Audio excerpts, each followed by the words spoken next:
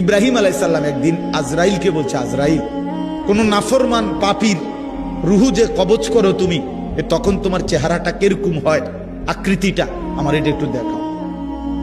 হযরত ইব্রাহিম আলাইহিস সালামকে আজরাইল বলছে, আল্লাহর কসম হে নবী, আপনি সহ্য করতে পারতেন না, আপনি এটা দেখতে চাইেন না। ইব্রাহিম আলাইহিস সালাম বললেন, না, আমার একটু হলেও দেখাও।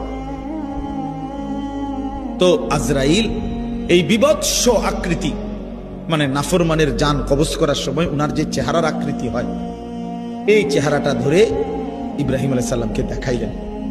বিশ্বাস করেন, এই কিতাবে আছে, ইমাম কুরতুবীর কিতাব। ইব্রাহিম আলাইহিস সালাম একটা চিৎকার মাইরা বেহুশ হয়ে গেছে। হুঁশ আসার পরে ইব্রাহিম আলাইহিস সালাম বললেন, আল্লাহর কসম, আয় আল্লাহ, মালিক আপনার কসম, কবরের আযাব, জাহান্নামের আযাব কোন নাফরমানের জন্য কিছুই লাগবে না, শুধু আজরাইলের এই ভয়ানক দৃশ্য জান কবজের সময় একবার দেখলেই তার সারা জিন্দেগীর নাফরমানির শাস্তির জন্য এটাই যথেষ্ট।